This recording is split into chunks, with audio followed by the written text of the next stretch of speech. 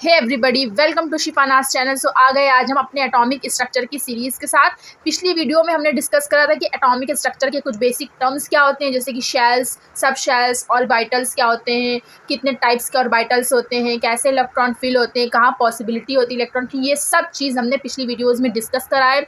और इससे पहले इस सीरीज़ में हमने कैसे इलेक्ट्रॉनिक कॉन्फ़िगरेशन क्रिएट होता है फर्स्ट टू 30 एलिमेंट्स का, वो मैंने डिस्कस करा है। न्यूमेरिकल्स कैसे आते हैं बेस पे, वो डिस्कस करा है।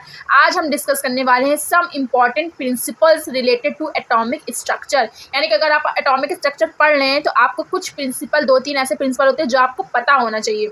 एग्जाम में पूछ भी लिया जाता है और उसके बेस्ड पर ही कॉन्फ़िगरेशन हो या एटॉमिक इलेक्ट्रॉन्स को फिल करना हो, ये प्रिंसिपल बहुत ही हेल्प करते हैं। तो आज की वीडियो बहुत ही इंपॉर्टेंट होने वाली है। अगर आपने पिछली वीडियोस को वॉच नहीं करा तो ज़रूर जाके वॉच करिएगा। मैं प्लेलिस्ट का लिंक डिस्क्रिप्शन में मेंशन कर दूंगी। और अगर आप सर्च करेंगे एटॉमिक स्ट्रक्चर वीडियोस बाय शिफानाज तो भी आपको यूट्यूब पे अवेलेबल हो जाएंगे वीडियोस। सो मूव करते हैं टुडेज वीडियो। सो आज हम डिस्कस करेंगे कुछ सम इम्पॉर्टेंट प्रिंसिपल। ओके बच्चों, सो अवर फर्स्ट प्रिंसिपल है अनसर्टेनिटी प्रिंसिपल ऑफ हाइजेनबर्ग। ये हाइजेनबर्ग क्या है? That is a scientist name है। आपका क्या है? एक साइंटिस्ट नेम है। अगर आप इसको हिंदी में देखेंगे, दोनों बच्चों के लिए मैं हेडिंग्स डाला है, तो कहेंगे हाइजेनबर्ग का अनिश्चितता, अनसर्टेनिटी मतलब अनिश्चितता का नियम। अब ये प्रिंसिपल होता क्या है? खैर ये तो पता चल गया, हाइजेनबर्ग ने दिया था। इस पर बेस्ड न्यूमेरिकल भी आते हैं। तो ये क्या कहता है, इसकी डेफिनेशन क्या कहती है इस प्रिंसिपल के थ्रू? कहता है कोई भी स्मॉल पार्टिकल हो, चाहे आपका कोई भी स्मॉल इलेक्ट्रॉन, प्रोटॉन, न्यूट्रॉन, कोई भी स्मॉल, बहुत ही स्मॉल पार्टिकल हो, ठीक है, ठीक। तो जैसे कि क्या एग्जांपल फॉर दैट, इलेक्ट्रॉन की बात कर लेते हैं। तो उसका अगर मान लो कोई स्मॉल पार्टिकल है तो उसकी हम पोजीशन और उसका मोमेंटम, अब पोजीशन वो किस पोजीशन में, कहाँ पर, उसका मोमेंटम वो कितनी स्पीड से जा रहा है, कितना वेग है, कितनी गति से जा रहा है, उसका मोमेंटम, दोनों को एक साथ, यानी कि इलेक्ट्रॉन की पोजीशन और इलेक्ट्रॉन का मोमेंटम दोनों को एक साथ डिफाइन करना इम्पॉसिबल होता है। ये कौन कहते हैं? ये हाइजेनबर्ग साइंटिस्ट कहते हैं। ठीक, बताना एक साथ क्या होता है हमारा? इम्पॉसिबल होता है। दोनों को हम एक साथ नहीं बता सकते। अच्छा, इलेक्ट्रॉन यहाँ पर स्थित है और इसका ये मोमेंटम है, नहीं, हम दोनों को एक साथ कैलकुलेट ही नहीं कर सकते हैं। या क्या हम, हाँ, ऐसा कर सकते हैं, अगर एक टाइम पे, कोई पर्टिकुलर टाइम पे, या तो हम इलेक्ट्रॉन की क्या बता सकते हैं, या तो हम उसकी पोजीशन डिफाइन कर देंगे, या अगर पोजीशन नहीं बताएंगे तो उसका मोमेंटम, लेकिन दोनों एक साथ को कैलकुलेट करना इम्पॉसिबल होता है। ये हमारे हाइजेनबर्ग साइंटिस्ट कहते हैं। तो यही बेसिकली रूल होता है मोटा मोटा, कि क्या होता है, कोई भी स्मॉल पार्टिकल हो जैसे कि इलेक्ट्रॉन, उसका पोजीशन और उसका मोमेंटम क्या होता है? पी। अगर पी को डिफाइन करते हैं एम इंटू वी, यानी कि कितना उसका द्रव्यमान है और कितने वो वेग से गति कर रहा है, यानी कि ये मोमेंटम को बेसिकली इस वे में कहते हैं ना, एम इंटू वी। तो दोनों को एक साथ बताना क्या होता है? इम्पॉसिबल होता है। जैसे कि यहाँ पे देख लो, उन्होंने कुछ इक्वेशन के थ्रू आपको समझाने की कोशिश की, जैसे कि डेल्टा एक्स मान लो इसकी पोजीशन है और पी इसका क्या है? मोमेंटम है। दोनों को एक साथ बताना, ग्रेटर इक्वल टू h/4 होता है, ठीक, इसको बताना इम्पॉसिबल होता है। और पी को आपको जैसे भी बताया एम इंटू वी होता है, मास इंटू वेग, है ना, वेलोसिटी। उसके बाद क्या कह रहा है, अगर मान लो एक टाइम के हम क्या कर दे, एम वी डेल्टा है ना, यानी कि किसी भी पर्टिकुलर थोड़ा सी उसके डिस्टेंस को मान रहे हैं ना, तो डेल्टा हम लोग कैलकुलेट करते हैं, तो डेल्टा इंटू एम वी लगाया, ठीक है, पी की जगह हमने एम वी रख दिया। अब देखो ये इसकी पोजीशन है और ये इसका वेलोसिटी। अब यहाँ पे एक ध्यान रखो, मान लो इलेक्ट्रॉन का वेट कुछ 0.00 समथिंग है, मान लो किसी भी स्मॉल पार्टिकल का वेट है, तो वेट थोड़ी ना चेंज होगा, वेट तो जो है वेट तो वही रहेगा। इसीलिए क्या हो गया, हम लोग ने क्या करा, मास, यानी कि उसके द्रव्यमान में हम लोग ने डेल्टा नहीं लगाया। डेल्टा क्या था? एक चेंजमेंट को दिखाता है ना, यानी कि पोजीशन में चेंजमेंट हो सकता है, वेलोसिटी में चेंजमेंट होता है, बट मास में चेंजमेंट नहीं हो सकता। मास हमारा ऐसा ही रहेगा, क्योंकि मास को हम थोड़ी ना, भाई हमारी बॉडी है, हम इधर मूव करेंगे तो भी वही वेट रहेगा, इधर मूव करेंगे तो भी वही वेट रहेगा। तो बेसिकली क्या कहते हैं हाइजेनबर्ग, कि हम लोग दोनों किसी भी स्मॉल पार्टिकल की मोमेंटम और पोजीशन को डिफाइन नहीं कर सकते पर्टिकुलर टाइम में एक साथ। आई होप आपको प्रिंसिपल क्लियर हो गया होगा। मूव करते हैं नेक्स्ट प्रिंसिपल पर। तो our second principle is most important, that is Pauli exclusion principle. ठीक, पॉली का प्रिंसिपल क्या होता है? पॉली भी एक साइंटिस्ट है, वो अपना प्रिंसिपल के थ्रू हम लोग को क्या बताते हैं, कि कोई किसी भी एटम में ना, कोई भी एक एटम है, ठीक, एटम के 2 इलेक्ट्रॉन, है ना, 2 इलेक्ट्रॉन के लिए जो हमारे क्वांटम नंबर्स होते हैं, अभी आपको मैंने क्वांटम नंबर्स नहीं बताया है, आपको घबराने की जरूरत है। नेक्स्ट वीडियो में हम क्वांटम नंबर के बारे में डिटेल से डिस्कस करेंगे। क्वांटम नंबर होता क्या है, कहाँ से आती है, कैसे निकाला जाता है, ऑल ऑफ दीज हम नेक्स्ट वीडियो में डिस्कस करेंगे। अभी आप इतना समझ लो कि किसी भी एटम में 2 इलेक्ट्रॉन्स के लिए क्या होता है, हमारी जो क्वांटम नंबर्स कितनी होती है? 4 होती है, जैसे कि principal quantum number, azimuthal quantum number, magnetic quantum number, spin quantum number. ठीक, तो चारों की वैल्यू सेम नहीं हो सकती किसी भी 2 इलेक्ट्रॉन के लिए, उसकी एक ना एक वैल्यू में डिफरेंस हो सकता है, ठीक है। तो ऑलवेज एस की वैल्यू हमें क्या मिलेगी, स्पिन काउंटर नंबर की वैल्यू हमें डिफरेंट मिलेगी। ठीक, तीनों तो सेम हो सकती है हमारे principal, azimuth, magnetic, but spin की हम लोग कहीं ना कहीं चेंजमेंट हो सकता है। अभी आप एग्जांपल के थ्रू समझो, आपका हीलियम में एटॉमिक नंबर 2 होता है, जो एटॉमिक आपने ये तो पढ़ा होगा, Z equal to P equal to E, जो हमारा क्या एटॉमिक नंबर है वही इलेक्ट्रॉन के नंबर से और वही प्रोटॉन्स के नंबर है, ये आपको पता होना चाहिए। ठीक है, तो मान लो यहाँ पे हमने क्या लिख दिया, ये देखो 1s2 होता है इसका कॉन्फ़िगरेशन है ना, 2 इलेक्ट्रॉन है तो 2s ऑर्बिटल में चला जाएगा। यहाँ पे क्या हो सकता है, देखो यहाँ पे 1 इलेक्ट्रॉन है तो इसके लिए हम क्वांटम नंबर कैसे करेंगे, n l, सही से देखना बच्चों, और m और s, इधर भी सेम, इधर भी ऐसे लिख लो, ये इस इलेक्ट्रॉन के लिए, ये इस इलेक्ट्रॉन के, चारों क्वांटम नंबर हम निकालेंगे n l m s। ठीक, एन क्या होता है, प्रिंसिपल क्वांटम नंबर होती है। ठीक है, अगर एस सब शेल की बात करते हैं तो प्रिंसिपल क्वांटम नंबर हमारी क्या हो जाती है, एस के लिए हमारी प्रिंसिपल नंबर हमेशा क्या होती है, 1 होती है, और पी के लिए 2 और डी के लिए 3 और एफ के लिए 4। ठीक, प्रिंसिपल नंबर यानी कि शेल्स को बताती है बेसिकली ना। और एल क्या होती है, एजीमुथल क्वांटम नंबर। ठीक, एस ऑर्बिटल के लिए एजीमुथल 0 1 2 3 एस होती है, यानी कि एस पी डी एफ, यानी कि एस ऑर्बिटल की हमारी एजीमुथल क्वांटम नंबर क्या होती है, 0 होती है।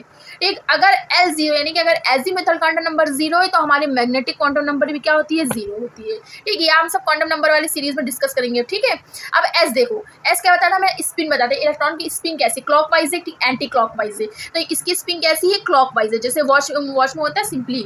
ठीक, तो क्या होगा, तो के लिए क्लॉकवाइज के लिए हम लोग क्या यूज़ करते हैं, +½ यूज़ करते हैं। इसकी क्वांटम नंबर निकल गई, अब इधर वाले की निकालते हैं।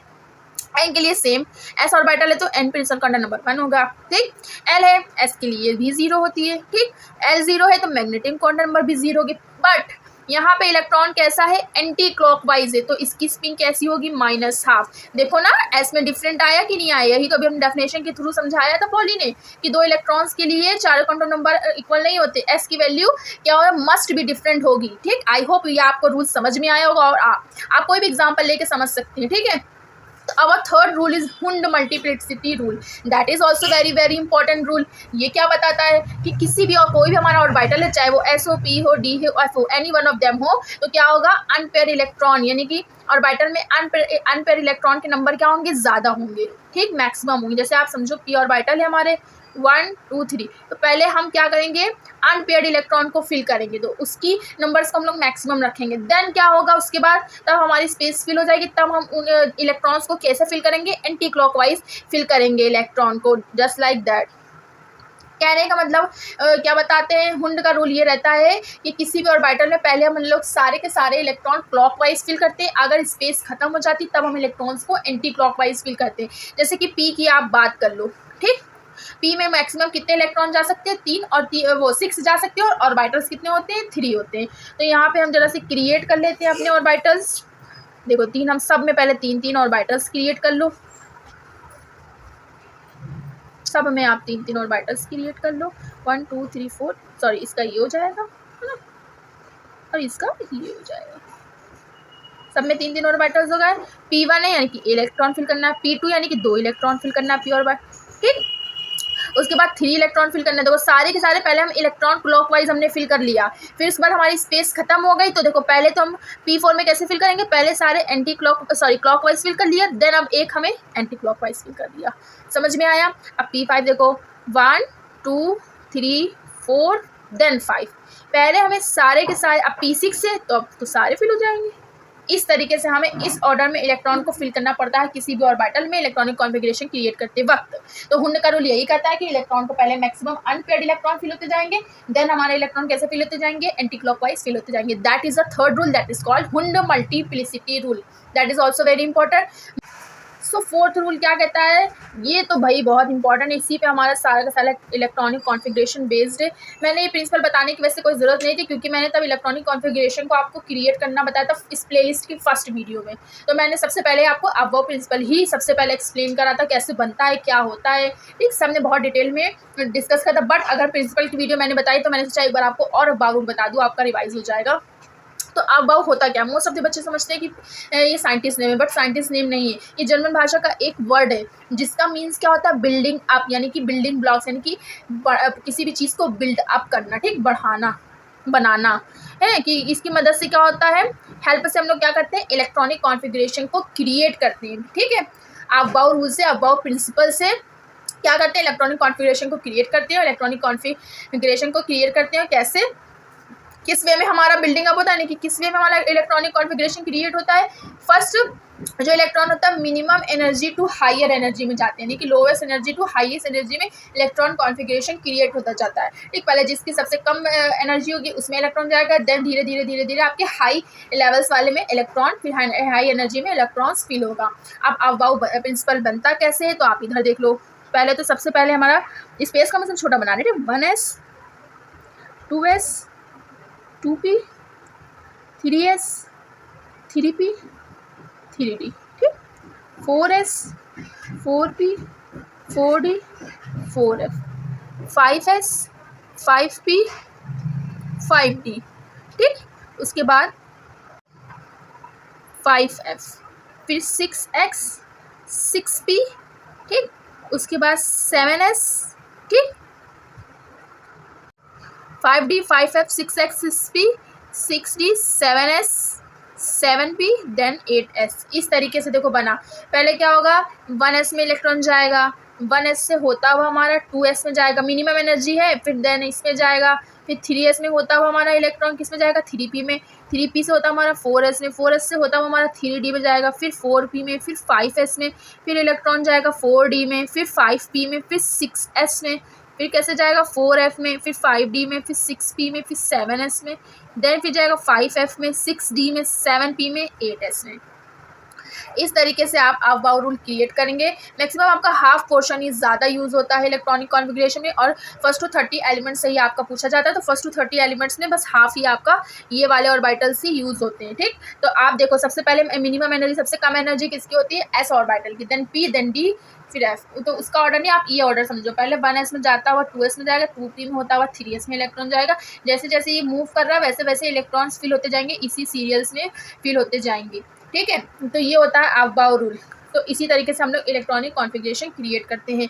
एक एग्जांपल ले लो, जैसे कि बोरॉन, बोरॉन का एटॉमिक नंबर होता है 5, है ना।